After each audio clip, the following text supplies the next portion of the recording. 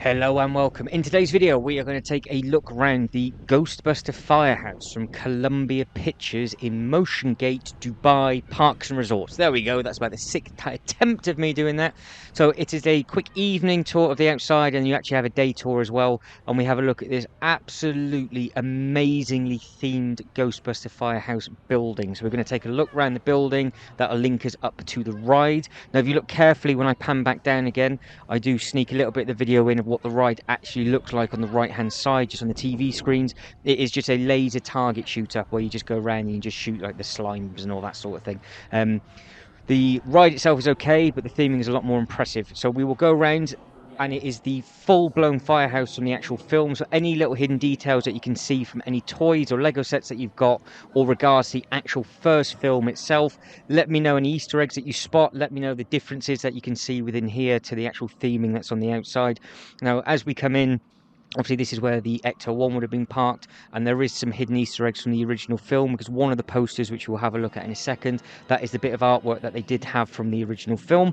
I say this in every single video, the queue line lengths are absolutely terrifying, so I end up going underneath the rope to have a look at some of the movie props that are available just on the other side. So if you pan your eyes around and have a look at all the artwork and everything, there is a lot to see. And as we go around section by section, the sections will change as well. So we've got to have a look at the library, and then we also have a quick look at their version of their basement where they have their power supplies and all sorts of bits and pieces like that. So let me know what you think. Let me know what your best part, your favourite part of the film is, and what your favourite part of this whole tour is. And then as we go around, we'll see together if we can spot any of the Easter eggs and if there's some little fun bits and pieces that they put in. But I do really appreciate the effort that they put into this queue line, because if you've seen the John Wick rides and everything already, they are brand new for 2022, whereas this ride has been built a good few years. And you've got to remember that this ride is right beside the Green Hornet, and the Green Hornet ride compared to this is absolutely terrible for theming. So I have added that in at the end so you can see exactly what I mean with the location and everything like that. But you can see with the pictures that are on the side, some of them are from behind the scenes photos, some of them are probably used for their movie props, the posters that they did back in the day, and some of them are just taken directly from the film as well. So let me know what you spot. Let me know if there's anything that you've never seen before. And if you are a collector of the Ghostbuster stuff, then obviously let me know if there's anything in your collection that you would like, because there's a lot to see and a lot to take in as we go around. So we're going in, I think this bit is for the bit where they go downstairs in the film, where you've got all the power supplies and stuff, where they keep sort of all the spirits and everything trapped in. I think this is what this bit's supposed to simulate. And then we wrap it round into the library section. And again, that's very well themed with all the books and things, and then you've got more pictures and everything to take on the outside. So far, what is your favorite bit theming? What do you think of the actual firehouse layout itself? The one thing I will say that is a bit bizarre is that you have the full size height of the firehouse, but everything is on the ground level, so you don't go up, you don't go down. It is very much a case of you just walk through to where the queue obviously finishes, you jump on the ride, you do the track, which is probably in the middle, and then you come back out the shop, so you don't actually go up. So I don't know what is above it, but they've made a great effort for the theming. But it would have been interesting if they actually made the ride go up as more of a drop tower thing, or they did more than one thing in there. Maybe they might add to it over a long period of time. Maybe that's in the works, because that's what they've done with the Hunger Games section. They've added in all those new rides for the 2022 season, so they'll probably be adding in more and more as we go. Now, all of these rides and everything are available within two separate playlists. So you have the playlist, which is the Dubai Parks and Resorts playlist, and then you also have a Legoland Dubai playlist if you're here just for the Legoland stuff. There's plenty of different playlists available, so go and check those out if you're interested in all the other rides that I'm talking about, because Motiongate itself is massive. It's split into a couple of different sections, and then within each section it has its own theme as well. So like I said at the start, we're going around the Motiongate Dubai Parks and Resorts, and we are in the Columbia Pictures section, because they do have a Lionsgate section and a DreamWorks as well. So we've just gone through all the way through the library. We've seen all those photos. This is the last little bit of the queue, and you can see some more movie props that are directly in front of us, and then you'll just get a glimpse of the track and what it actually looks like. And as always, I then have to stop the camera, because about 4 or 5 members of staff, and it's just me. So I don't know if you're supposed to be filming them or not. I'm sure people do them, but I will stand out like a sore thumb, and I didn't really want to get kicked out. I should have probably done it on my last day and just risked it rather than trying to do it on my first night and then not allowed back in. But it is what it is. So we're now into the shop. So they do these in quite a few of them, where you horseshoe round, you come off the ride, and then you walk into a big theme shop. Now, bearing in mind that this is on its own land, this shop is absolutely massive because it solely has Ghostbuster bits in, I think, because there's no Green Hornet merchandise. There's its own shop for the licensed theme as well, so it'll have everything in a completely separate shop. So all of this stuff is just for the Ghostbusters.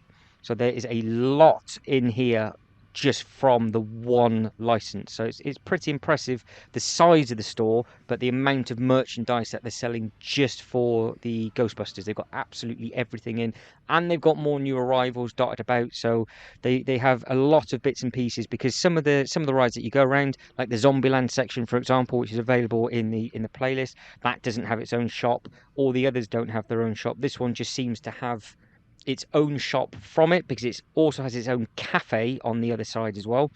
And then as you come in and out the actual main entrance of the park, they have all their licensing for the Columbia Pictures, and you can get all the standard Columbia Pictures t-shirts and hats and all that side of stuff. So what do you think with regards to actually having this huge scale shop right beside? Do you think they should have done this as another ride?